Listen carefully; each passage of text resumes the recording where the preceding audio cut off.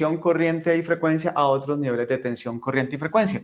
Es decir, tenemos una potencia eléctrica que llega y vamos a tener una potencia eléctrica que sale. Eso es, una potencia de entrada y potencia de salida.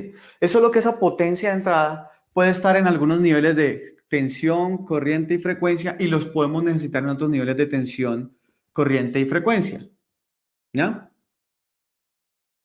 Entonces, un ejemplo típico es, por ejemplo, la batería. Entonces, en la batería podemos tener una tensión de 12 volts, ¿cierto? Que es la tensión que tiene la batería de un carro, pero podemos necesitar que la tensión en realidad esté a 18 volts porque el radio del carro que queremos polarizar funciona a 18 volts.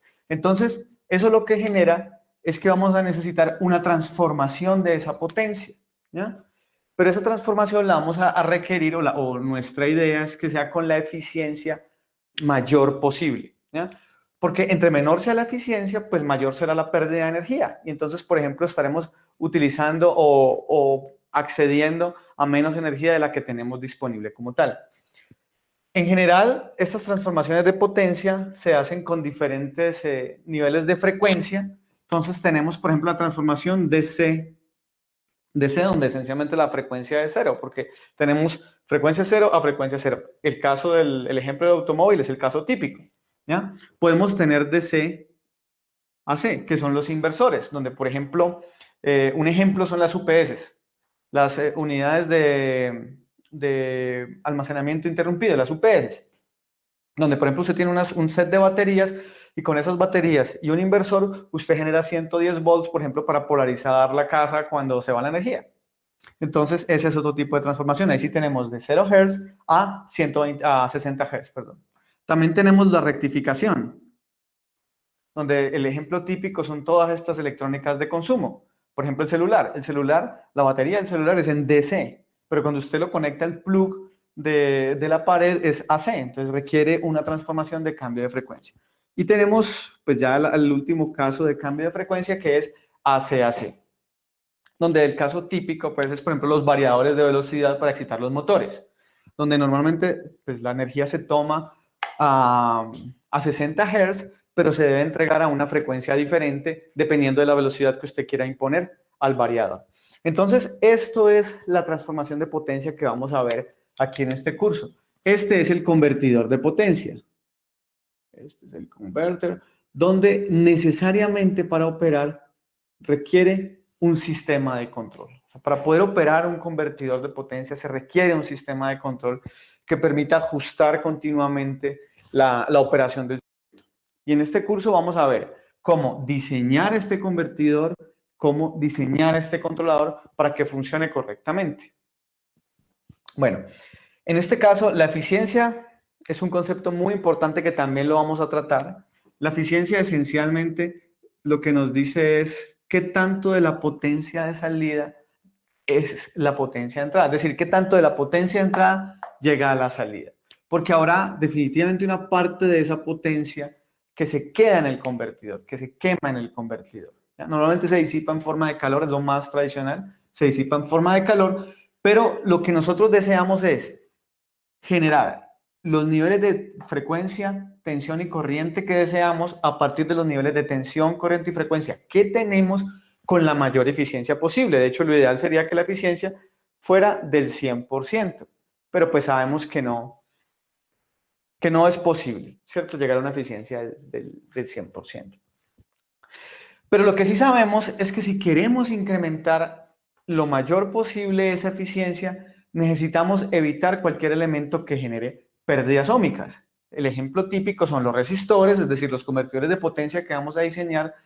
Tenemos que tratar de evitar que tengan resistencias y asimismo tenemos que tratar de evitar los transistores en la zona lineal, porque usted recuerda su curso de análoga 1, los transistores en la zona lineal pues no son otra cosa que resistencias controladas por corriente, ¿no? ¿Ahí se está viendo bien, jóvenes?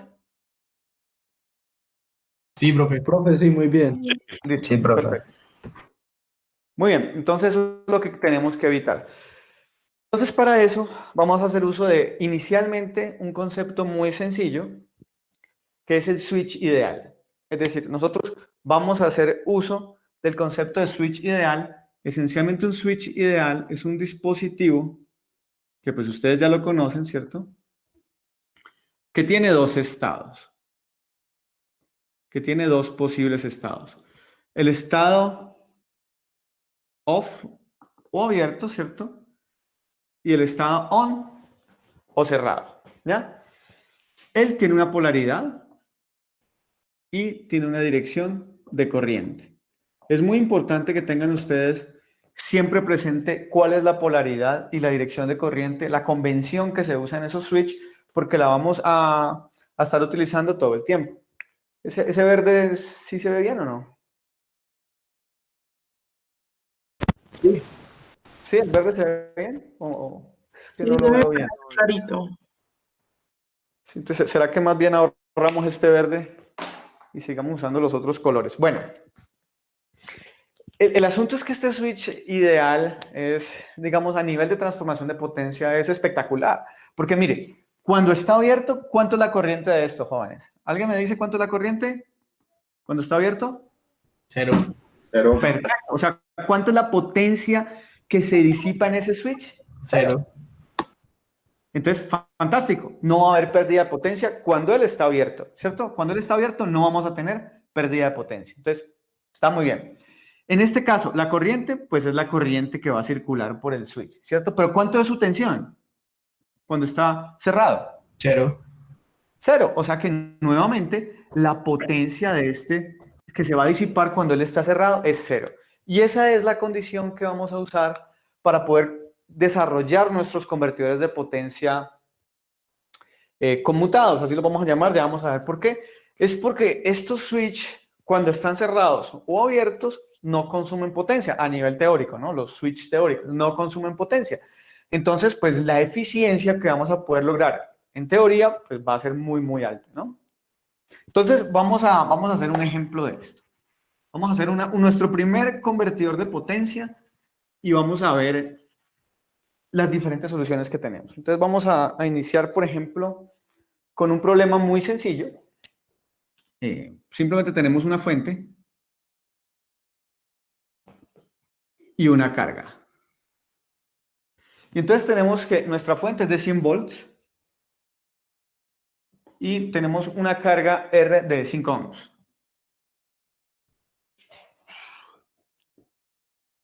Y yo lo que necesito para que esa carga funcione correctamente es que tenga 50 volts. ¿Ya? Entonces tenemos una fuente, una batería, lo que sea, de 100 volts y necesitamos polarizar una carga de 5 ohms, pero que esté operando a 50 volts. Entonces, ¿cuál es la solución más sencilla inicial que a ustedes se les ocurre? Colocar una resistencia en serie de 5 ohmios. Exacto, esa es la solución más sencilla. Simplemente cortocircuitamos aquí y conectamos una resistencia de 5 ohms en la cual se van a caer ¿cuánto? 50 volts y listo. Ya con eso estamos cumpliendo el requisito que nos dan. Entonces, pues si es tan sencillo, pues ¿para qué usamos convertidores de potencia complicados? ¿Cuánto es la corriente que circula por acá, jóvenes? Miremos cuál es el problema. ¿Cuánto es la corriente que circula por ahí?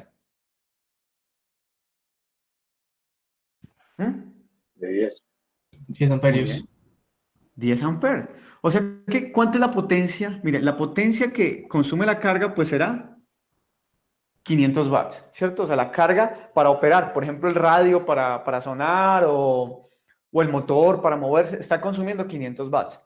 Pero el problema es que la potencia que está entregando la fuente son 1000 watts. O sea que la eficiencia que tenemos de operación en este convertidor, que es la potencia de salida sobre la potencia de entrada, es del 50%. ¿Ya? Y es del 50% porque la mitad de la potencia se está quedando en el transformador de potencia, en el transformador eléctrico que estamos colocando ahí, que en nuestro caso es una resistencia. Entonces, mire que ese transformador, cuando es muy sencillo, ¿cierto?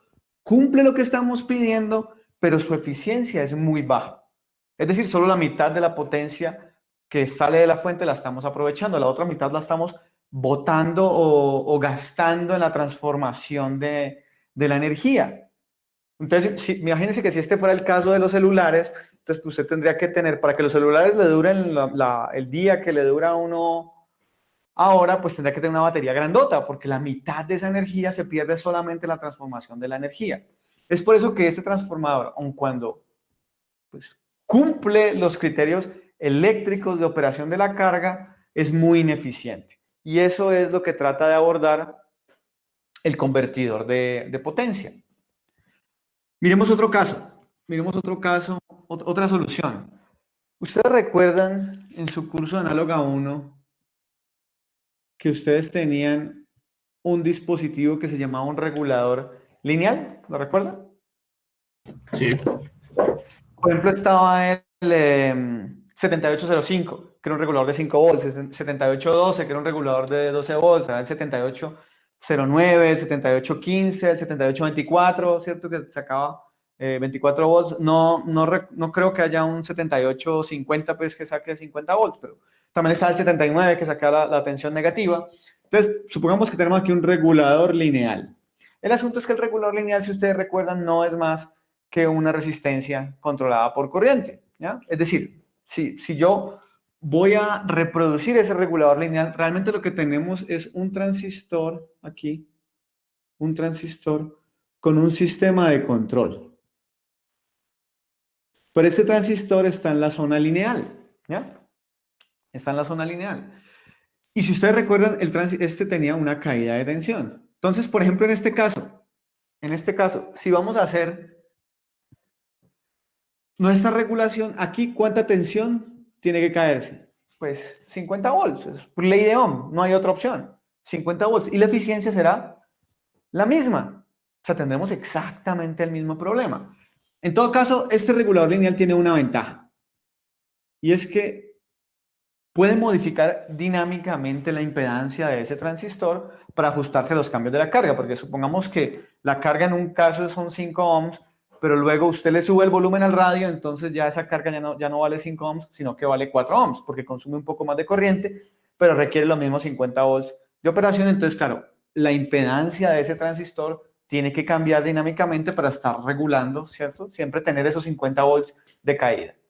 Entonces, pues mire, no importa cuánto cambie la impedancia, esta impedancia cambiará acorde, pero siempre aquí se estará consumiendo 50 volts. Es decir, siempre estaremos quemando aquí el 50% de la potencia.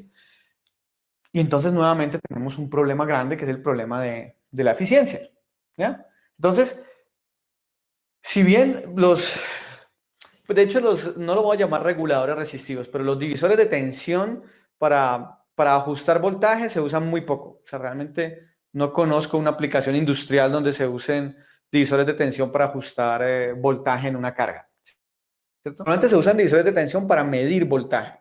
Entonces, supongamos que usted tiene que medir 50 volts, pero usted tiene que medir esa tensión e ingresarla a un PLC o a un sistema de control donde la tensión máxima son 10 volts. Entonces, usted coloca un divisor de tensión con el objetivo de escalar esa tensión. Lo mismo que haría con un amplificador operacional, pero en este caso se puede hacer con un divisor de tensión, se usan resistencias de precisión y funciona bien.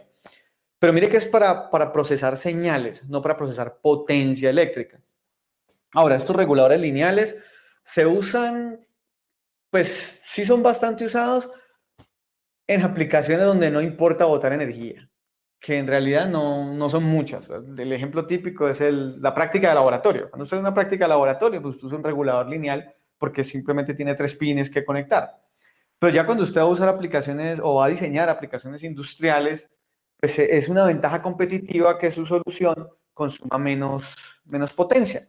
Entonces, por ejemplo, los celulares no tienen reguladores lineales, tienen convertidores de potencia conmutados como los que vamos a aprender a hacer acá. Los computadores, igual, los televisores, igual, equipos de sonido, los automóviles, o sea, los reguladores lineales prácticamente no se usan en aplicaciones industriales porque consumen mucha energía, es decir, tienen una eficiencia muy baja. Entonces, imagínese que usted tiene, no sé, su dispositivo que haga, a ver, un ejemplo, que por ejemplo proyecte una lámpara que produzca 100 lumens, ¿cierto? Una lámpara de estas produce 100 lumens. Entonces, si usted usa un regulador lineal, esa lámpara va a consumir, por ejemplo, 100 watts. Pero si usted usa un convertidor de potencia que es mucho más eficiente para polarizar ese LED, va a consumir 50 watts. Pues claro, es una ventaja competitiva decir, vea, yo hago lo mismo que el otro, pero consumo mucha menos energía. Por lo tanto, la operación de mi dispositivo es mucho más económico. Entonces, definitivamente es una ventaja competitiva consumir mucha menos energía. Entonces, vamos ahora a solucionar este problema que tenemos aquí, con otro paradigma, con otro método de solución. ¿Ya? Entonces, el método de solución que vamos a usar es conmutar la conexión de esa fuente con la carga. Entonces, miren, vamos a tener este switch, ¿cierto? Con ese switch vamos a poner aquí. Es un switch de 2 posiciones, ¿listo? Es un switch de 2 posiciones y lo vamos a conectar a la carga. ¿Listo? Entonces, cuando el switch está en la posición 1, la carga, ¿ve? 100 volts. ¿Listo? Y cuando el switch está en la posición 2, la carga, ¿ve? 0 volts. Entonces, dibujemos eso acá. Dibujémoslo acá. Entonces, esta es la tensión de la carga. Vamos a llamarla así, la tensión de la carga. Y entonces aquí tenemos un nivel que son los 100 volts, que es, esta de aquí vamos a llamarlo la tensión de la fuente, que es la tensión de la fuente, que para este ejemplo son 100 volts. Entonces, cuando está conectado, cuando está en la posición 1, la carga ve los 100 volts. Cuando está en la posición 2, la carga ve 0 volts. Y este proceso lo vamos a estar realizando periódicamente. Entonces, esto es cuando está el switch en la posición 1 y cuando está el switch en la posición 2. Y vamos a realizar este proceso periódicamente. Es decir, cuando pasa un tiempo definido, que lo llamamos periodo, volvemos a tener exactamente la misma operación. ¿Listo? Este comportamiento periódico, este es el principio de funcionamiento de los convertidores de potencia, ¿ya? Donde vamos a conmutar la operación o la conexión entre la fuente y la carga. Entonces, mire, este tiempo de acá, vamos a llamarlo T-on. Llamémoslo T-on porque es el tiempo durante el cual la fuente y la carga están conectadas. Y este de acá lo vamos a llamar T-off. Como vamos a estar haciendo esto periódicamente, vamos a definir una variable que nos permita describir eso de una manera más sencilla. Entonces vamos a llamar a esto. Entonces el ciclo de trabajo o de esencialmente la relación entre T-on y el periodo. Es decir, es el porcentaje de todo el tiempo del periodo durante el cual estamos conectados a la fuente. Es decir, este tiempo de acá es D por T, ¿no? D por T. Por ejemplo, si resulta que durante la mitad del tiempo está conectado a 1 y durante la otra mitad del tiempo está conectado a 0, lo que significa es que D es 0.5, ¿ya? Porque durante el 50% está conectado a 1 y durante el 50% está conectado a 2. Si por el contrario, durante el 70% del tiempo lo queremos conectado a 1 y durante el 30% conectado a 2, entonces D será 0.7.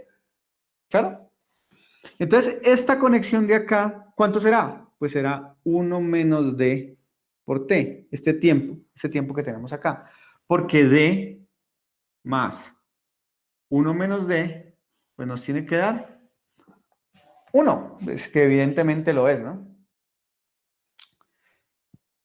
Y esto lo vamos a estar haciendo periódicamente, es decir, cada T vamos a repetir exactamente esto. ¿Listo? Y eso lo que nos va a permitir es tener una tensión promedio igual a la deseada. ¿Ya? Una tensión promedio igual a la tensión que yo quiero obtener. Entonces, pues calculemos cuánto vale la tensión promedio en este caso, que es bien sencilla. La tensión promedio es 1 sobre T integral desde 0 hasta T de ese voltaje en el tiempo, ¿cierto? Esta es la fórmula de cómo obtener el promedio de una señal periódica. Entonces, será 1 sobre T Y mire, esto que está aquí, esta integral que está aquí, esencialmente es la integral de esta forma de onda en este tiempo. ¿Claro? Es la integral de esta forma de onda durante este tiempo.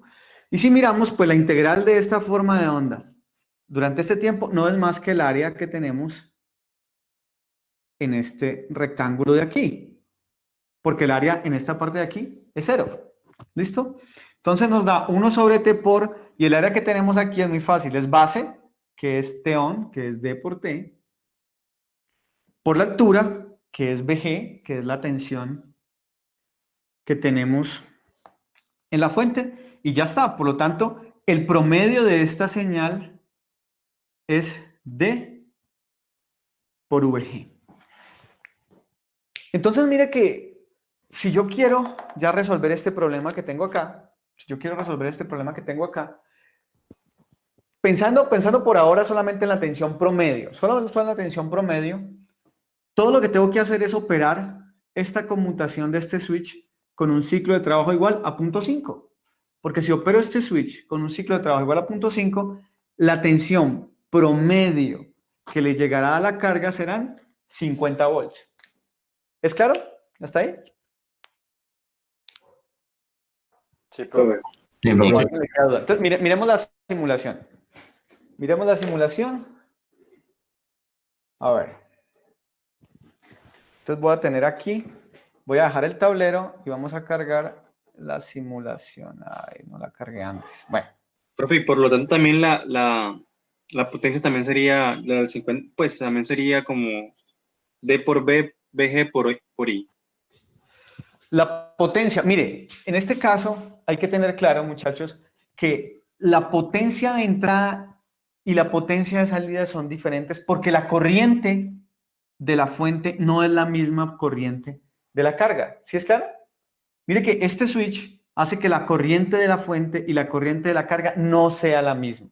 Por lo tanto, aquí a nivel teórico, este switch consume 0 watts. Ah, perdón. Quitemos esto. Listo. Este switch consume 0 watts. O sea, no hay consumo de potencia en este switch. Por lo tanto, en este ejercicio teórico, toda la potencia que sale de la fuente llegará a la carga. O sea, será una eficiencia del 100%. ¿Ya? Porque mire que aquí en la mitad no hay ningún elemento que consuma potencia. Entonces la eficiencia será del 100%. ¿Sí es claro? Porque mire, tendremos que la potencia que está aquí y la potencia que está aquí es la de salida, la que está aquí es la de entrada, y en este espacio no se consume nada. Por lo tanto, la eficiencia en teoría será del 100%. Pero ahorita miramos eso. Bueno, entonces voy a dejar ahí de todas maneras el tablero para que miremos aquí la simulación. Oh, perdón. Listo. ¿Descargaron PESIM, muchachos? ¿Y lo Sí, instalaron? profe.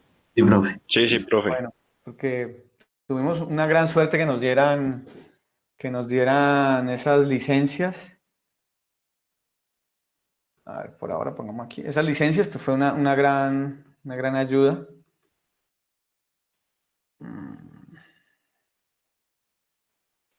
First switching converter, aquí está. Aquí está. Entonces, mire, tenemos este convertidor que es exactamente el mismo convertidor que tenemos allá. A ver, vamos a poner el tablero. Miren, es exactamente el mismo convertidor, ¿sí ven? Lo único es que esto que estoy señalando aquí en este momento, esto que estoy señalando aquí, corresponde al switch de 2 posiciones que tenemos allá como 1 y 2. Solo que PESIM no tiene un switch de 2 posiciones, ¿ya? Entonces, como no tiene un switch de 2 posiciones, lo tuve que hacer con 2 switches de una posición. Pero es sencillo, mire. Cuando hablamos ahí en el tablero de la posición 1, realmente lo que estamos diciendo es que este switch que yo estoy señalando en este momento se cierra. ¿Listo? Este switch que estoy señalando se cierra. Y cuando hablamos de la... Ah, bueno, y el otro está abierto, ¿no? De hecho, mire que esta compuerta NOT que está acá, lo que está haciendo es indicarme que cuando uno se cierra, el otro se abre. ¿De acuerdo hasta ahí? Bueno. Entonces, mire, cuando estamos en la posición 1 significa que este switch que estoy señalando está cerrado y este otro está abierto. Y cuando estamos en la posición 2, lo que significa es que este switch que estoy señalando se cierra y el otro se abre. Entonces, es equivalente. ¿Listo? Bueno. Bueno, jóvenes. Entonces, ahora ya lo que tenemos aquí es exactamente eso que dijimos. Entonces, vamos a colocar el 50%. Entonces, mire que aquí todo lo que tenemos, jóvenes, es un generador de onda cuadrada que lo que va a hacer es generarnos esencialmente esa onda cuadrada que estamos viendo ahí en el tablero, ¿cierto? Esa onda cuadrada que estamos viendo ahí, lo que nos lo va a generar es esta señal o este generador de onda cuadrada que tenemos acá. Esta señal U esencialmente es la señal que me va a estar activando o desactivando cada uno de estos switches. Tenemos nuestro VG, que son los 100 volts, y tenemos nuestra carga, que son los 5 ohms. Y entonces lo corremos y miremos la tensión de la fuente, VG, aquí está, pues que son los 100 volts, y miremos la tensión de la carga, que es B, en este caso la llamé B. Y entonces es exactamente lo que dijimos, ¿no? Durante el 50% está conectado a la fuente, durante el 50% está conectado a tierra. Pero entonces miremos cuánto es la tensión promedio que tenemos aquí en esta parte. A ver si son los 50 volts que nosotros estamos diciendo que llegan. Para eso, lo que hice fue poner un filtro. Mire, esto es un filtro paso bajo con una frecuencia de 1 kHz. Y el objetivo de ese filtro es eliminar todas estas componentes de alta frecuencia, todas estas componentes cuadradas, y dejarnos solamente el valor medio. Entonces, mire que en efecto el valor medio son básicamente los 50 volts que nosotros deseamos obtener y los que nos dice la teoría que podemos obtener, ya que es D por VG. Y de hecho, por ejemplo, si ponemos, no sé, 75 volts, perdón, D igual a 0.75, pues debemos esperar 75 volts, que son estos que están acá. Entonces, mire que con esa técnica sencilla, pues podemos lograr obtener, o podemos obtener el voltaje promedio que deseamos. ¿Listo? El voltaje promedio que deseamos. Pero claro, lo cierto es que sí, tenemos el voltaje promedio que nosotros deseamos, pero aún así la tensión como tal que le está llegando a la carga es esta onda cuadrada. Entonces, si lo que pensamos es no sé, por ejemplo, un radio, otra vez, el radio. Entonces, lo que sucederá es que si el radio funciona a 50 volts, ¿cierto? Si el radio funciona a 50 volts, entonces, quemamos el radio, apagamos el radio. Quemamos el radio, apagamos el radio. Entonces, esa forma de onda de tensión no es útil, ¿cierto? No nos sirve para poder suplir la carga, porque lo que vamos a hacer es quemar el radio o apagar el radio. Entonces, poner un filtro, profe. Exactamente. Entonces, lo que vamos a hacer es colocar un filtro, porque ya vimos que con el filtro, miren, ya vimos que con un filtro, ¿cierto? Lo que logramos es que la tensión promedio sea la deseada. Entonces, lo que tenemos que hacer en este caso es poner precisamente... Ay, perdón, coloqué la que no era. Profe, ¿usted nos podría mandar esas simulaciones que tenga planeadas como para uno ir mirándolas el mismo día de la clase? Absolutamente, claro que sí. De hecho, las voy a colgar en el Google Classroom. Voy a poner ahí todos los archivos de simulación que yo vaya usando, los voy a ir subiendo ahí al Google Classroom, los archivos de PSIM. ¿Listo? Sí, gracias. Listo. Bueno, entonces, claro, pero un filtro como el que usamos ahí en PSIM no nos sirve, porque eso es un filtro de señal, ¿ya? Es un filtro que lo que hace es, a partir de una señal, sacarme su valor promedio. Lo que necesitamos es un filtro de potencia. Entonces, cuando ustedes vieron circuitos eléctricos donde se enseñaron los diferentes filtros que hay. Entonces, por ejemplo, para este caso vamos a usar un filtro muy sencillo, que es un filtro LC. ¿Listo? Un filtro de segundo orden LC. Y el objetivo de ese filtro es tomar toda esta forma de onda cuadrada, quitar todas las componentes de alta frecuencia y dejar solamente la componente DC. Pues, pero es un filtro de segundo orden, ¿no? O sea, sabemos que no va a eliminar todas las componentes, sino que va a eliminar, pues, la mayoría. Sí, a ver si me hace falta un color. Voy a intentar otra vez con el verde. A ver. Es que si ven, yo suelo usar muchos colores porque me gusta diferenciar bastante bien. Vamos a ver si con esto nos funciona. Entonces, si miramos la forma de onda en frecuencia de esa onda triangular, sí, ahí se ve bien, ¿no? Se alcanza a ver. Igual puedo buscar un verde más oscuro, pero por ahora está bien. Entonces lo que vamos a ver es que tenemos aquí una componente de DC, que es precisamente esta componente que queremos obtener. Vamos a llamarla BL. Y tenemos otra cantidad de componentes. De hecho, un infinito número de componentes, ¿ya? Que son las que forman toda esta parte de la onda cuadrada. Entonces, el objetivo de este filtro que tenemos en azul, el objetivo de ese filtro es, en la medida de lo posible, extraer solamente esa componente de DC y anular lo más que se pueda todas estas componentes de alta frecuencia, de forma que la carga que tenemos conectada aquí reciba esta componente media, ¿ya? Es decir, que reciba los 50 volts que estamos diciendo o que nos pide para operar, ¿de acuerdo? Parte del curso, o digamos, gran parte del diseño del convertidor, jóvenes, se constriñe o se centra en aprender a diseñar este filtro, porque no es sencillo, digamos, bueno, sí es sencillo, solo que hay que saber cómo hacerlo. Y el objetivo del curso es aprender, ¿cierto?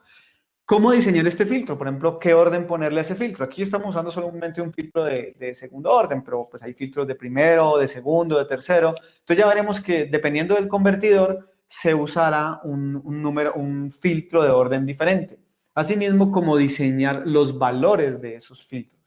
¿De acuerdo? Entonces, volvamos aquí a la simulación para poder mirar un poco. Voy a tratar de mirar esas componentes de alta frecuencia que miramos allá. Entonces, a ver, si calculamos aquí el espectro de Fourier, pues vemos que esta señal, si la ven, esa señal que está acá, estos son todos los armónicos de esa onda cuadrada. Lo que pasa es que no nos está mostrando, a ver, voy a eliminar este de aquí, el de arriba, delete screen. Y este de acá no me está mostrando todas las componentes, pero yo creo que sí las podemos ver. Esperen y verán. Perdón. Aquí le decimos que lo muestre lineal y lo muestre desde 0 Hz. ¿Y qué? Hasta 100K, por ejemplo. No, 100K es muy poquito. Miremos un poquito más. Aquí, X. Hasta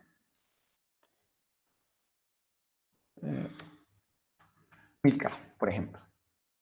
Exactamente. Entonces observen, mire, estos picos que estamos viendo acá son los picos de la onda cuadrada, o sea, lo que construye como tal esa onda cuadrada. Y esto que tenemos aquí es el valor de DC. Mire, esto que tenemos aquí es el valor de DC, es decir, el valor medio, que lógicamente corresponde a los 70 volts, ¿cierto? A los 70 volts que nosotros le pusimos, a 75, perdón, con el ciclo de trabajo de 75 volts. Y de hecho, si miramos las dos señales, a ver, permítame, exacto. Si miramos las dos señales, aquí lo que podemos ver es que tanto el V y V fill tienen el mismo valor, ¿sí ven? O sea, aquí en 0 Hz, tienen los 75 volts. Es decir, ese filtro de señal que colocamos ahí extrae, ¿cierto? Extrae esencialmente la señal, el valor medio, pero las otras señales las atenúa, miren. Venga, miremos un zoom y miren que todas esas señales están presentes en la señal triangular, que es esta de acá, pero en la otra señal no están presentes. Miren la señal azul, ¿sí la alcanzan a ver aquí? Es la señal que sale del filtro. En todo caso, no es un filtro ideal, miren. Algo de esas componentes alcanza a pasar, ¿ya? Y si lo miramos en el tiempo, lo podemos ver aquí en esta componente, ¿sí ven? Algo de esa señal alcanza a pasar a la carga, porque no es un filtro de orden infinito. Si ustedes recuerdan el curso de Análoga 1, los que lo vieron conmigo, bueno, los que lo vieron con otro profesor también, habrán tenido que haber identificado esto, ¿cierto? O sea, un filtro pues no funciona de forma perfecta, ¿cierto? Porque el orden del filtro acota, ¿cierto?, la cantidad de frecuencia que se puede eliminar. Entonces, Por ejemplo, aquí lo que vemos es que el valor medio son los 75 volts que esperamos, pero de todas maneras hay una pequeña componente que está ahí presente, ¿no? Bueno, entonces ahora vamos a hacer eso que pusimos aquí en el tablero. Vamos a colocar este filtro de orden, ese filtro de potencia, ese filtro LC, vamos a colocarlo ya como tal dentro del convertidor a ver qué tal funciona. Entonces ya tengo un archivo preparado para eso. Tengo un archivo preparado para eso, que es este que está aquí, se llama First Switching Converter with Filter. Entonces observen, lo que tenemos aquí esto es exactamente lo mismo, es el mismo convertidor. A ver, yo cojo y quito esto. Es el mismo convertidor que teníamos, ¿sí ven? Con el mismo switch. Lo único es que ahora puse este filtro LC, que fue el que pusimos ahí. Si notan, es exactamente lo mismo. Lo único es que ese switch de dos posiciones 1, 2, pues en realidad lo cambiamos por estos dos switches que tenemos acá. Y el filtro LC, pues es exactamente el mismo filtro LC que estoy colocando aquí. En este momento no vamos a entrar, digamos, en un análisis de qué valores ponerle a esto, porque eso ya lo veremos en unas clases siguientes. Tenemos el mismo filtro de señal que tenemos acá para comparar. Y aquí voy a calcular la potencia de salida es muy fácil, ¿cierto? La potencia de salida la calculamos como V al cuadrado sobre R, porque es la potencia que digamos que llega a esta resistencia, que se disipa en esa resistencia, V al cuadrado sobre R. La potencia de entrada sí es un poco más compleja, porque es la tensión, pues que es fácil, son 100 volts, que son las que estamos poniendo, pero la corriente, esta corriente que tenemos aquí es una corriente pulsante, y es una corriente pulsante porque miremos la señal de tensión que está ahí. Y será lo mismo en la corriente. Si lo que tenemos acá, aquí tenemos esto. Lo que tenemos acá es que cuando está conectado en uno, vamos a tener flujo de corriente, es decir, vamos a tener una corriente. Pero cuando estamos conectados a dos, la corriente que sale de la fuente será cero, porque estará desconectada, estará en circuito abierto. Entonces, esa corriente que fluye por allí es una corriente pulsante. Entonces, por eso no es tan evidente el cálculo de esa eficiencia. Para calcularla realmente lo que se hace, jóvenes, perdón que se me cayó el micrófono, un momento. Ya, para calcularla lo que se hace es que pues multiplicamos esa corriente pulsante por el voltaje y aplicamos un filtro. Mire que es exactamente la misma frecuencia de corte que pusimos acá. Y aplicamos ese filtro esencialmente es para obtener la señal o el valor medio de esa eficiencia, que es representativa pues, de la eficiencia del circuito. Bueno, entonces lo corremos y miremos VG, que es la tensión que tenemos en la... perdón, ¿qué hice? Es este que quería poner así. Listo. La tensión de la fuente. Vamos a mirar esta es BD. Este BD esencialmente es la tensión que hay en el switch, o sea, justo antes del filtro. ¿Listo? Justo antes del filtro. Entonces miremos BD. Aquí está. Es la tensión que tenemos justo antes del filtro, que ya sabemos que se está formando triangular, tenemos un D igual a 0.5, entonces sabemos que el valor medio teórico o el valor medio son 50 volts. Y ahora sí miremos la tensión que llega a la carga, es decir, la tensión después de ese filtro de potencia que pusimos. Y la tensión que llega a la carga esencialmente es los 50 volts promedio que queremos. Nuevamente voy a quitar la tensión VG y tenemos BD y tenemos nuestra tensión promedio. Calculemos la componente de Fourier otra vez. Venga, la colocamos en modo lineal y desde cero. No me lo hizo, esperé a ver. Lineal, eso. Y desde cero, y yo creo que hasta acá. Bueno, poco más, 100K no. Pongámosle 500K, yo creo que es suficiente. Eso.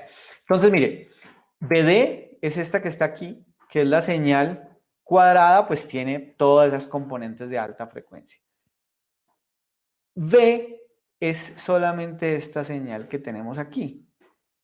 ¿Sí ven? Solamente esta señal que tiene, aquí nos está mostrando un poquito menos de los 50 volts, ya miramos por qué, Pero si nos vamos hacia acá, lo que vemos es que sus espectros de frecuencia es prácticamente plano. ¿Sí ven? No tiene, a ver, yo le hago un zoom aquí para verla mejor.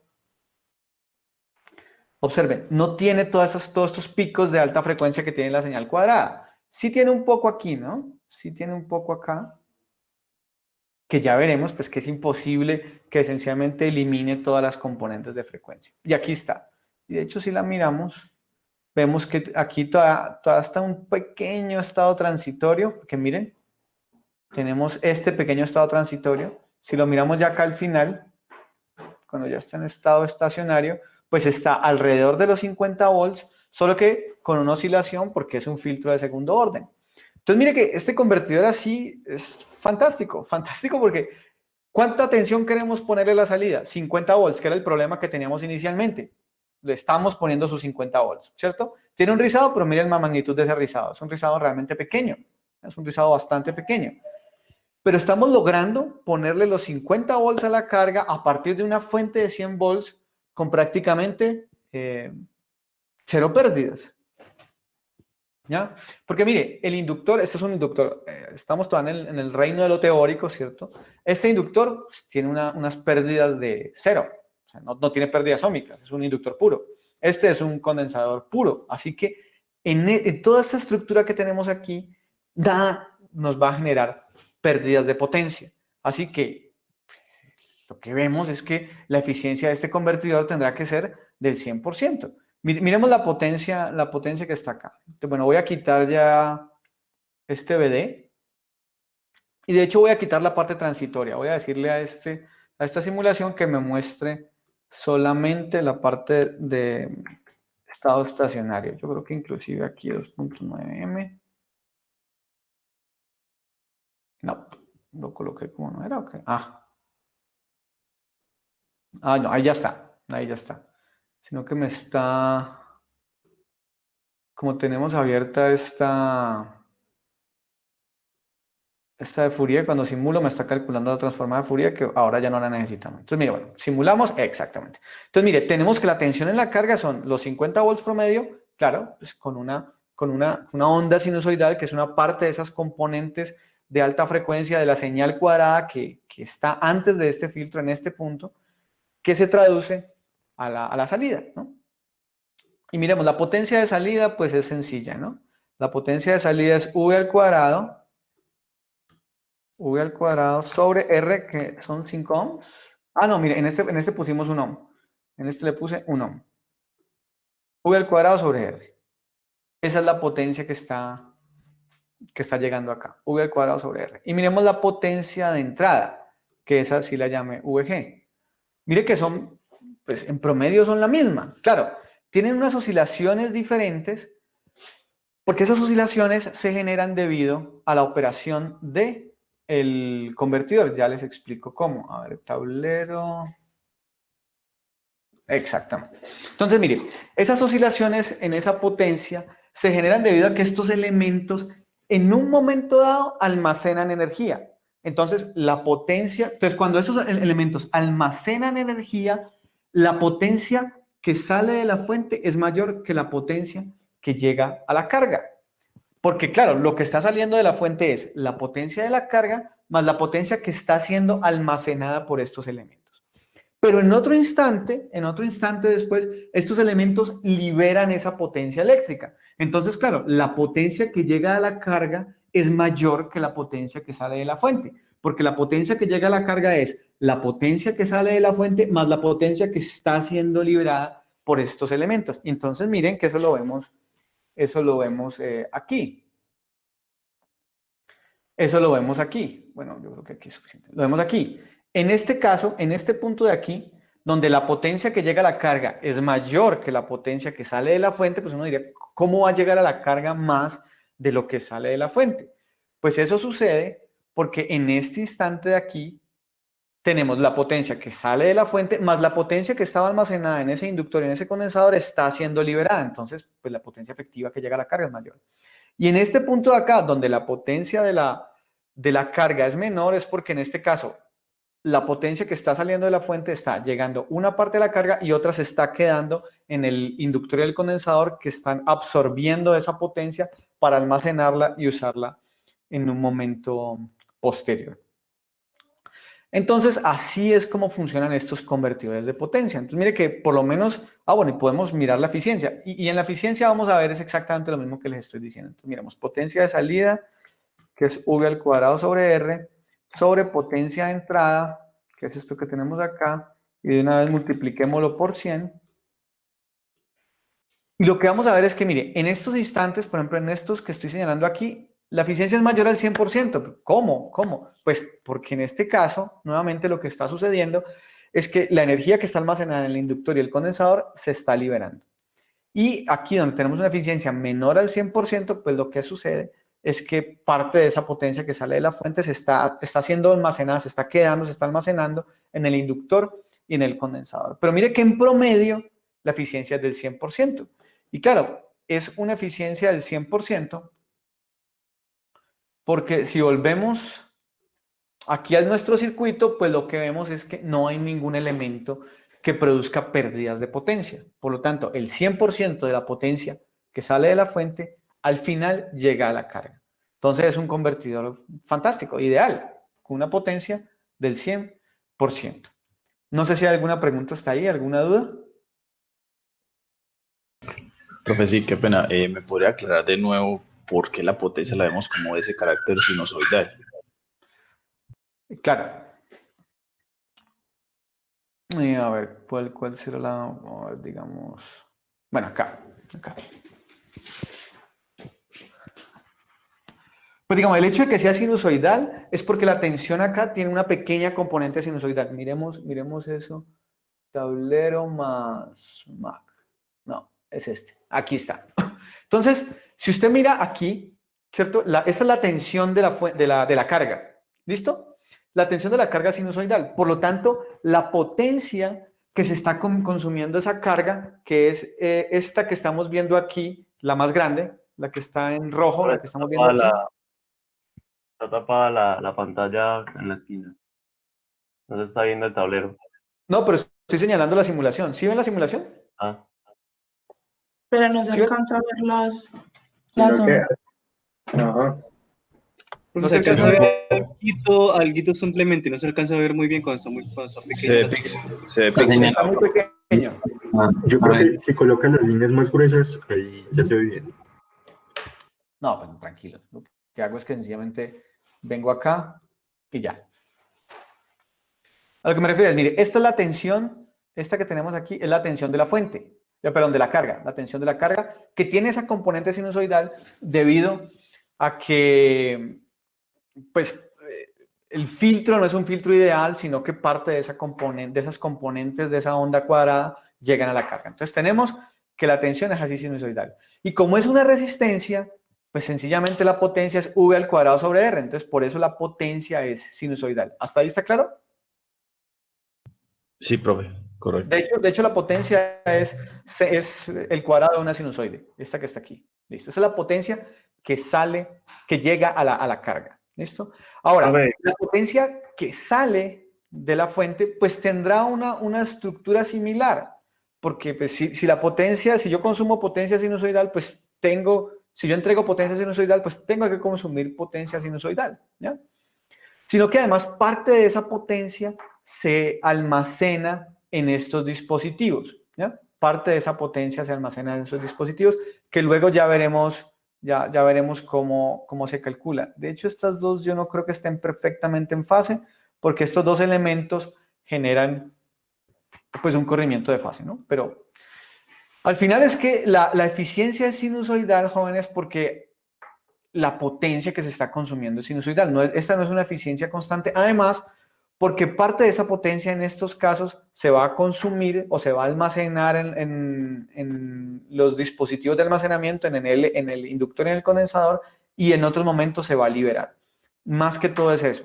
Pero, digamos, esto que estamos viendo aquí, es esa eficiencia como está ahí, no es una representación real. ¿Ya? Esto es una representación matemática de lo que está sucediendo, pero en la realidad nunca podemos tener una eficiencia mayor al 100%. Esto que nos está diciendo aquí, que es del 100%, que es mayor al 100%, es porque en este caso tenemos potencia, digamos, tenemos la relación entre la potencia que llega a la carga y la potencia que sale de la fuente, solo que en este caso de aquí, en este punto, tenemos que a la carga le llega la potencia que sale de la fuente más la potencia que estaba almacenada en estos dispositivos y se liberó, ¿ya? Y en estos puntos de acá, donde tenemos una eficiencia menor al 100% para este caso, lo que sucede es que la parte de la potencia que sale de esta fuente se queda almacenada en estos dispositivos y el resto llega a la carga, ¿no? Pero aquí sí lo que hay que hacer, la eficiencia, digamos, como tal que debemos medir o que tiene mayor sentido, es la eficiencia promedio en el periodo. ¿Listo? Es la eficiencia promedio en el periodo, porque durante parte del periodo esa energía se almacena en estos dispositivos y en otra parte del periodo esa eficiencia o esa energía sale de estos dispositivos. Y yo creo que eso lo podemos hacer sencillo. A ver, voy a tratar de calcular la eficiencia promedio en el periodo. A ver, esta es la eficiencia, entonces eso lo hacemos con este que es periódico, que es periódico, exacto. Entonces ponemos aquí el valor y venga, miremos, esta frecuencia son 50K. 1 sobre 50K. Yo creo que así podemos calcular la eficiencia. Exacto. Bueno, ahí nos está diciendo que es un poquito menos al 100%, ¿sí? Un poquito menos. Pero esa es la eficiencia promedio que nos da. Esto sí tiene más sentido, ¿ya? Esto tiene más sentido, porque aquí sí estamos teniendo en cuenta que durante una parte del periodo se almacena energía y otra parte del periodo se libera energía. Esa eficiencia, digamos, este nivel que sea mayor al 100%, pues no tiene mucho sentido. No sé si con eso aclaré la duda que tenía. Sí, pues muchas gracias. Ok. Bueno,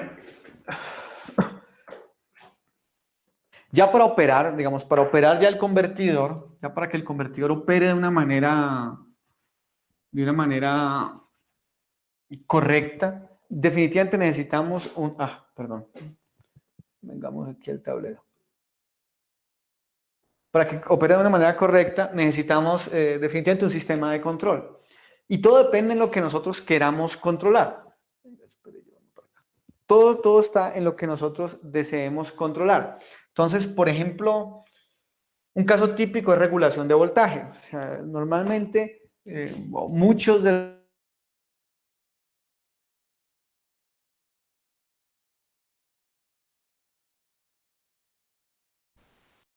medir la tensión que hay, por ejemplo, en la salida, en este caso será esta salida, compararlo con una tensión de referencia,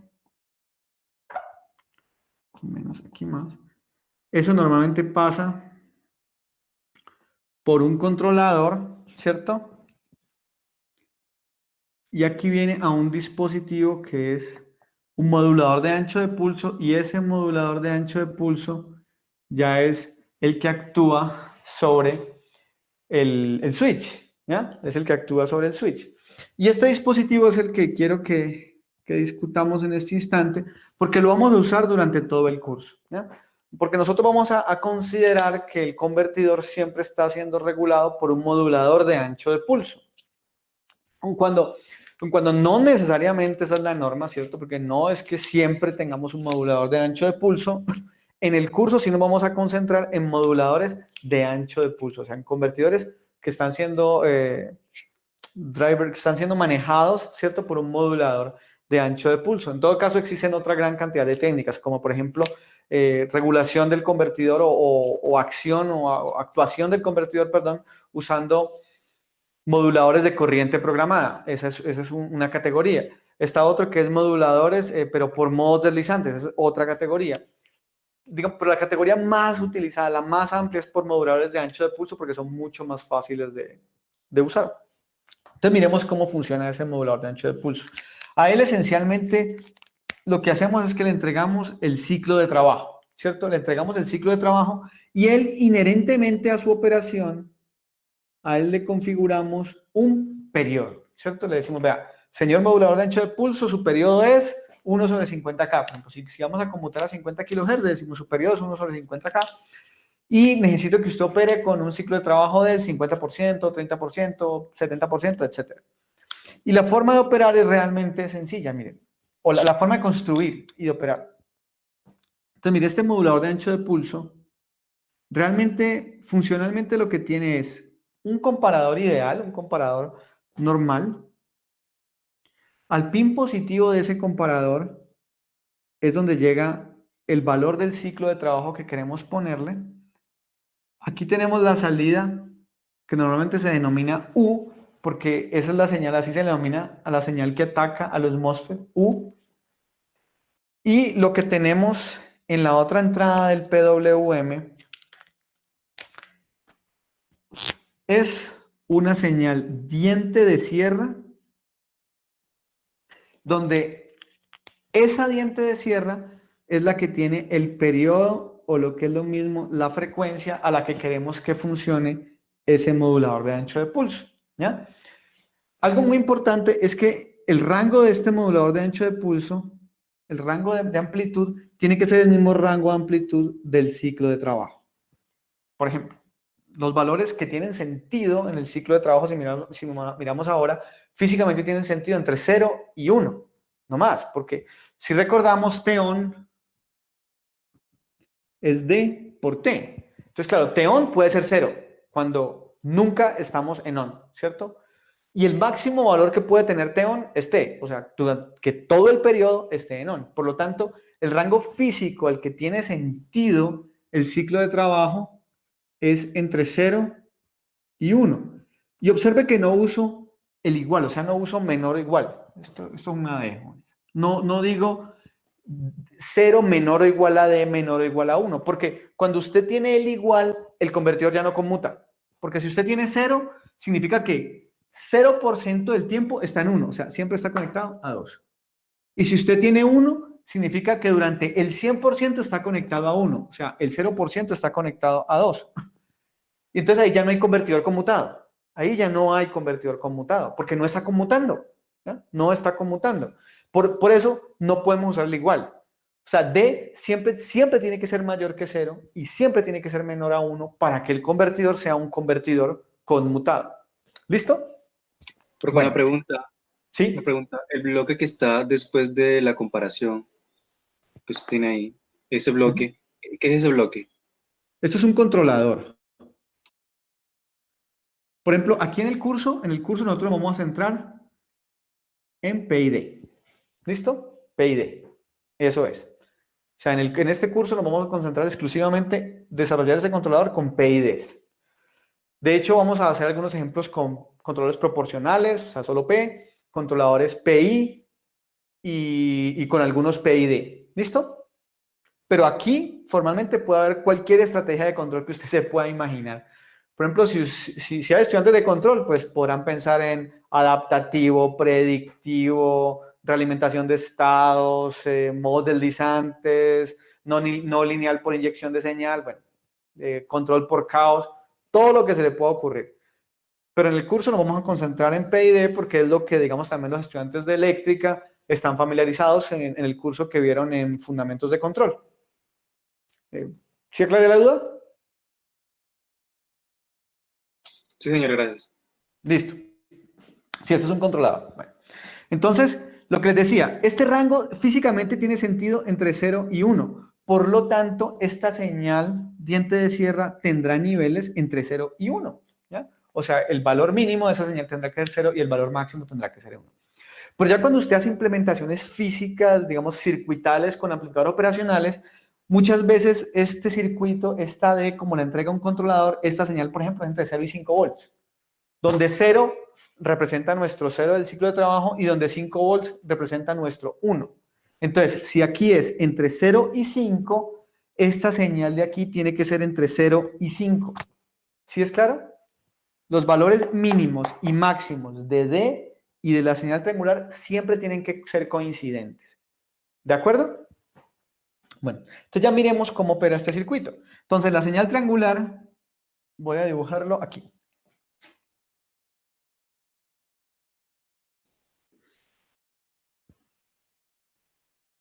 Voy a llamarla BT, a esta señal triangular. Entonces, la señal triangular lo que hace es esto, que es nuestra señal diente de sierra.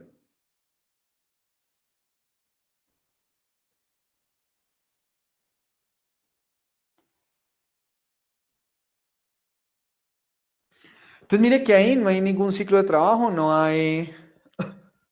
Simplemente es una señal triangular, periódica, pues triangular con un ciclo de trabajo, o sea, se le llama diente de sierra. Donde aquí tenemos nuestro valor máximo, que es el valor máximo, en este caso vamos a poner 1 y 0, pues para coincidir con los valores del ciclo de trabajo teórico. Y entonces inyectémosle, lo voy a hacer con este, inyectémosle un ciclo de trabajo, por ejemplo, un ciclo de trabajo, no sé, del 70%. Y este es nuestro ciclo de trabajo. Ese es nuestro ciclo de trabajo.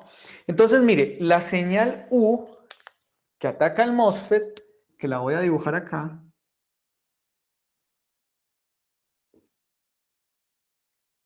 esa señal U valdrá 1 cuando D sea mayor que la forma de onda triangular, ¿ya? Y valdrá 0 cuando D sea menor que la forma de onda triangular. Entonces, observe, hasta este punto, hasta aquí, D es mayor que la onda triangular, entonces vale 1. Y hasta aquí, y a partir de aquí vale 0, ¿ya? Justo aquí donde acaba el periodo, como la onda triangular vuelve y cae, entonces nuevamente nuestra señal U vuelve y vale 1, y ya en este punto vuelve a valer 0, aquí vuelve a valer 1, y así sucesivamente. 1T, 2T, 3T. 1T, 2T, 3T. Entonces mire que durante el 70% del tiempo la señal está en 1 y durante el 30% del tiempo está en 0. Por eso se llama PWM o modulador de ancho de pulso, porque estamos modulando en el ancho de este pulso este valor que está aquí. Este valor que está aquí lo estamos modulando en este D por T. ¿Es claro? ¿Sí? Por eso se llama modulador de ancho de pulso. Estamos modulando este valor en ese ancho del pulso. Y así es como construimos esta señal que está acá.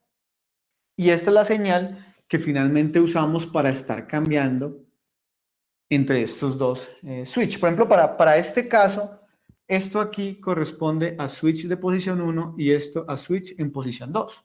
¿Ya?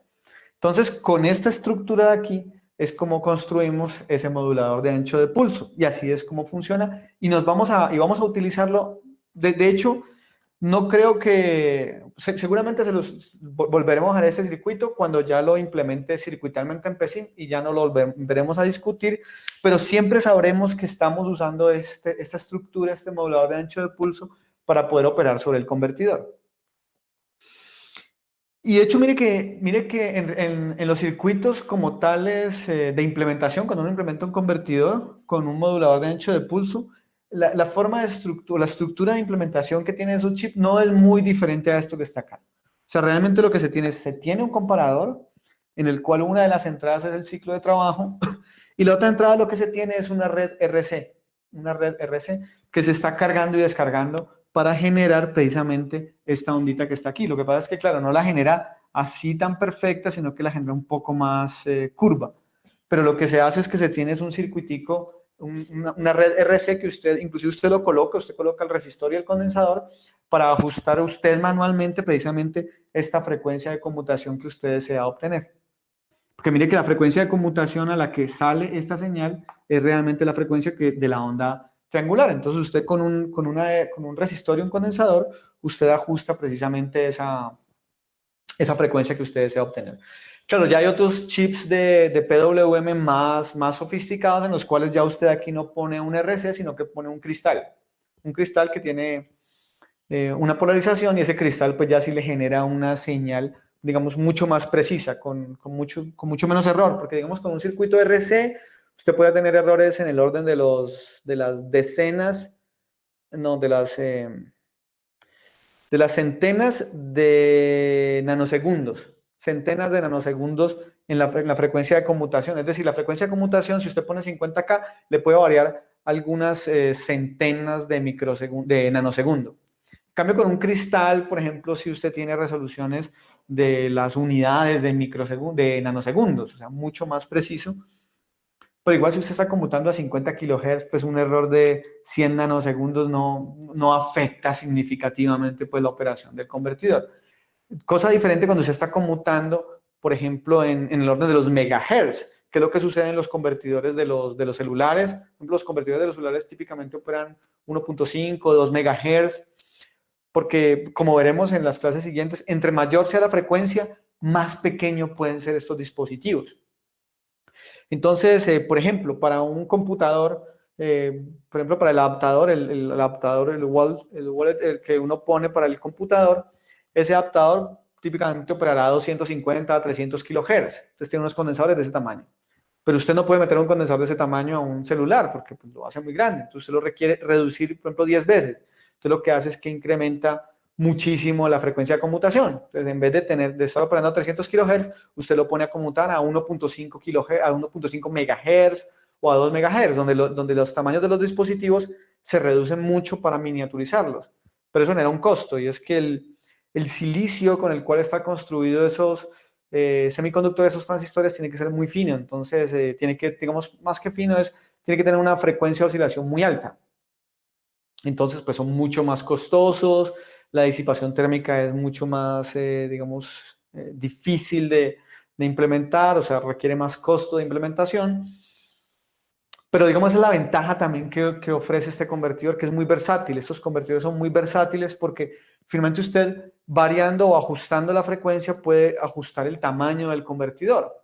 Ahora, si usted lo que quiere es reducir costo y la frecuencia no es algo, perdón, y el tamaño no es algo muy significativo, entonces pues no importa, usted baja la frecuencia de forma que los dispositivos son más grandes, pero son más económicos.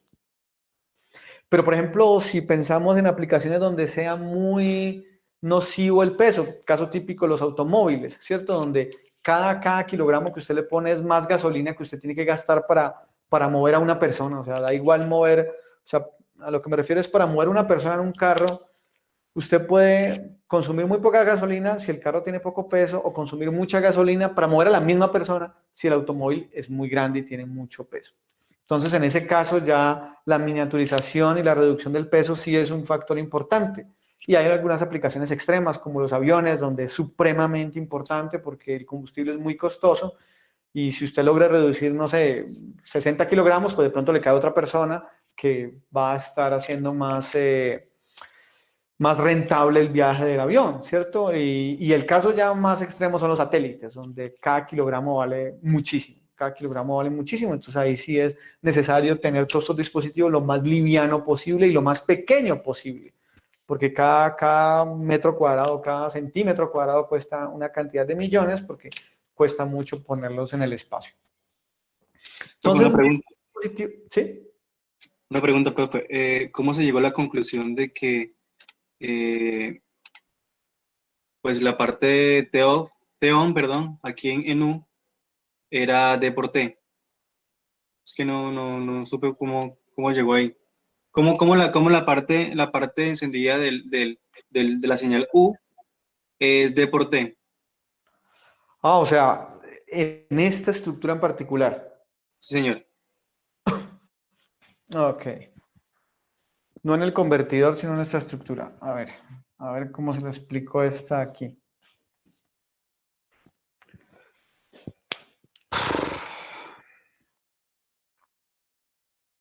Pero es una buena pregunta cómo la... bueno, pero miremos. Entonces, lo que nos toca hacer es calcular esta pendiente que está acá. Entonces, saquemos ese triángulo de ahí.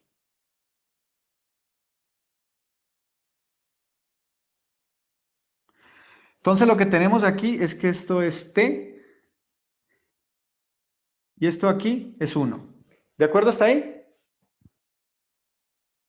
Sí, señor. Sí, bueno. Y vamos a colocar ya el ciclo de trabajo. Entonces el ciclo de trabajo viene aquí, que es D. Así que esto que está aquí es D. Entonces podemos hacer ahí triángulos semejantes para calcular esto que está aquí, que lo llamamos X. ¿De acuerdo? Lo que tenemos es que T, ¿qué es esto? Es AX como 1 es a esta fracción que tenemos acá. Y esa fracción que tenemos acá es 1 menos D. ¿Sí es claro? Que entre este punto y este punto tenemos 1 menos D. Sí, sí. Entonces, lo que tenemos es que X es igual a T por 1 menos D. Es decir, esta fracción que tenemos acá es 1 menos D por T. ¿Claro hasta ahí? Sí, y el otro sale es 1 menos eso. Exactamente. Entonces, esta zona que tenemos acá es D por T. Entonces, por triángulos semejantes sale esa demostración que está ahí, pero sí, tiene razón, tiene razón, no lo expliqué, pensé que era evidente, pero no lo era. Entonces, gracias. ¿Otra pregunta está ahí? ¿Otra duda? ¿No? Bueno, entonces ya vamos viendo las ventajas que tiene el convertidor de potencia. Entonces vimos que una de las ventajas o de las grandes ventajas que tiene es que su eficiencia es muy alta, ¿cierto? Su eficiencia es muy alta. Pero también hay otra ventaja que tiene el convertidor de potencia y es que algunos de estos convertidores hacen algo que los otros sistemas de conversión no pueden hacer. Normalmente, por ejemplo, miremos el convertidor más sencillo, el que usamos ahora. Si tenemos aquí VG, ¿cierto? Y tenemos aquí una carga. Y ponemos este resistor que es nuestro convertidor de potencia. La tensión de la carga o de salida siempre será menor que la tensión de la fuente. ¿Sí o no? No hay otra forma. No hay otra forma, porque el divisor de tensión lo que hace es dividir. Bueno, si en lugar de tener una resistencia tenemos un regulador lineal, que si recordamos es esencialmente un transistor con un sistema de control, este es nuestro regulador lineal, tenemos exactamente la misma condición,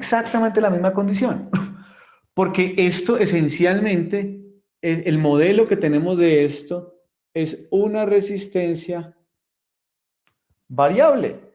Por lo tanto, la tensión de salida siempre será menor a la tensión de entrada. Inclusive en el convertidor BAC que acabamos de ver ahora, el convertidor que acabamos de analizar ahora, digamos intuitivamente, ese convertidor, la tensión de salida, si recordamos, la tensión de salida es VG por D, ¿cierto? Es decir, la tensión de salida es la tensión de entrada multiplicado por ese ciclo de trabajo. Y ese ciclo de trabajo siempre está entre 0 y 1. Por lo tanto, en ese convertidor BAC, esta tensión de salida siempre es menor que la tensión de entrada. Pero existen convertidores que pueden sobrepasar eso. Es decir, por ejemplo, este convertidor que les voy a dibujar.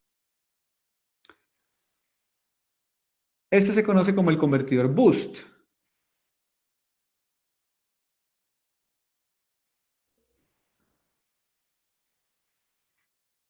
Donde está nuestra carga, el inductor, condensador, esta es nuestra fuente. Y este convertidor, este es el 1 y este es el 2. Y este convertidor se conoce como el convertidor boost o convertidor elevador. ¿Ya? Y en este convertidor, de hecho, si yo dibujo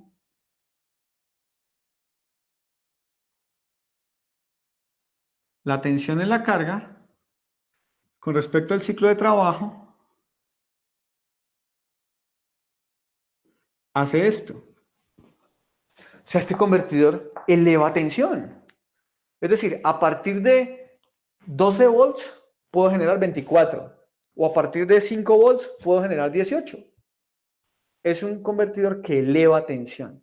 Esa es otra de las grandes ventajas de estos convertidores conmutados, porque son convertidores que pueden entregar una tensión mayor a la que tienen a la entrada, ¿ya? Obviamente la potencia siempre será igual o menor, porque la energía no se puede ni crear ni destruir, pero la tensión sí se puede elevar. Entonces, mire lo interesante, estos convertidores además tienen esa flexibilidad, y es que pueden entregarle a usted una tensión mayor a la tensión de la entrada. Algo que también quiero resaltar, por ejemplo, quiero resaltar aquí, antes de que se me olvide, es un nombre que tienen estos convertidores. Entonces, volvamos al back, al convertidor back que analizamos ahora hace un rato. Perdón, que esto me quedó mal dibujadito. Entonces, si volvemos a este convertidor back, que lo colocamos de esta manera, donde este era 1 y este era 2, L, C, VG y R. Estos convertidores se les conoce como circuitos de estructura variable.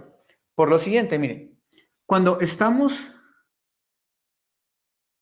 con el switch en la posición 1, tenemos este circuito.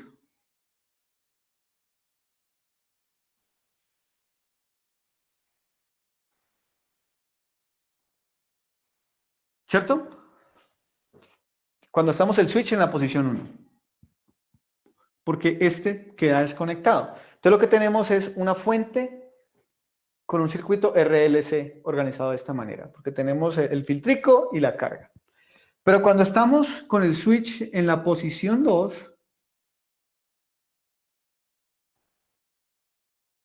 tenemos este circuito así.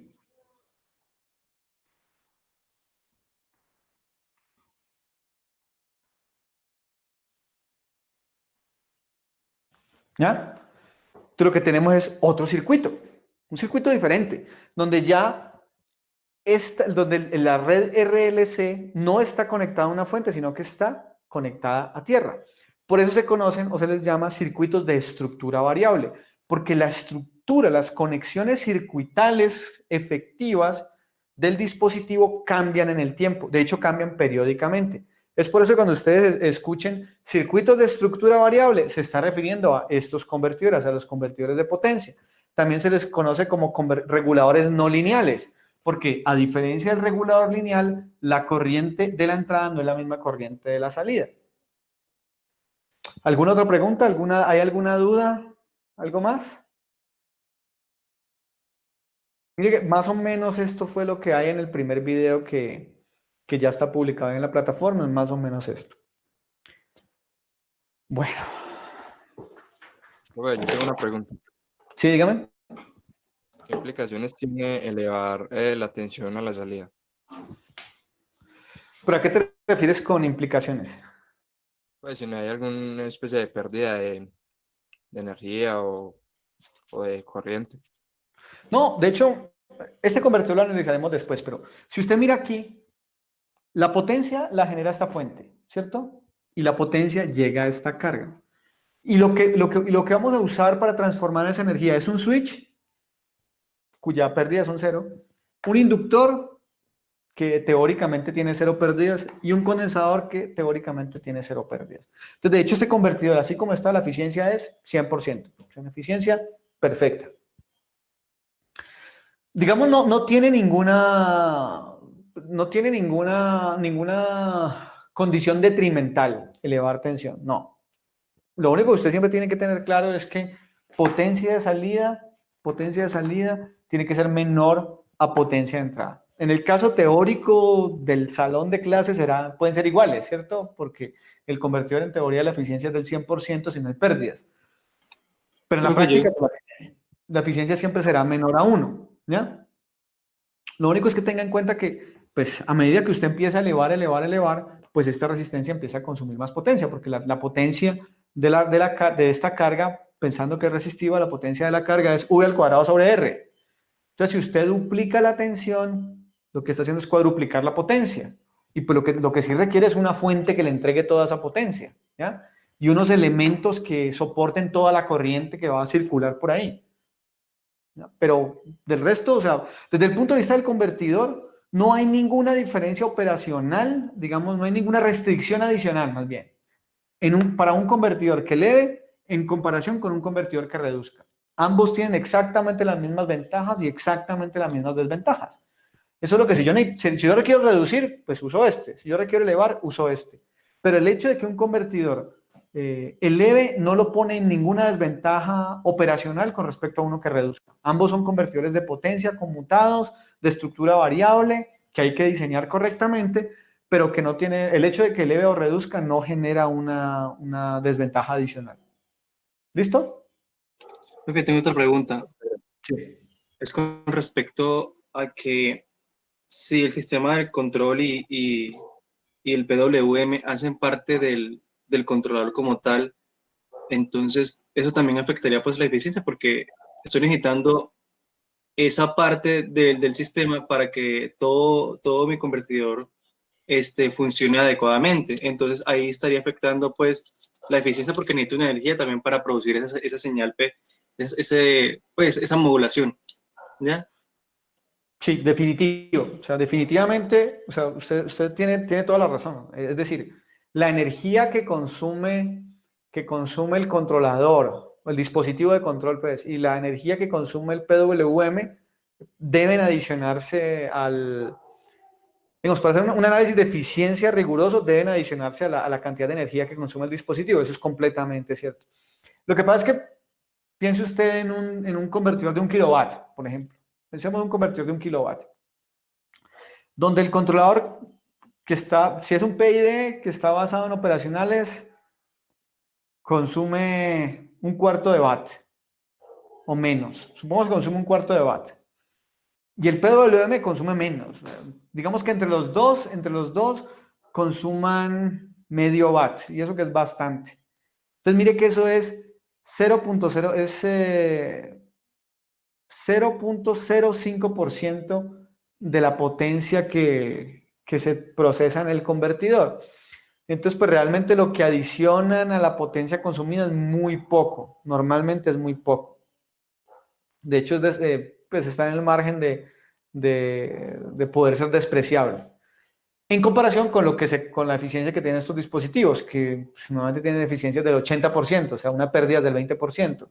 Si usted tiene un convertidor conmutado con una eficiencia del 97%, pues eso que le adiciona el controlador normalmente es despreciable. Pero usted tiene razón que para que el análisis sea completamente riguroso, pues hay que considerarlo. Igual también el costo, porque también valen, ¿cierto? O sea, también hay que considerar el costo del PWM y el costo del controlador dentro del costo total del dispositivo. No solamente considerar pues, el convertidor, sino también el controlador y el PWM. No sé si con eso respondí la pregunta. Sí, señor.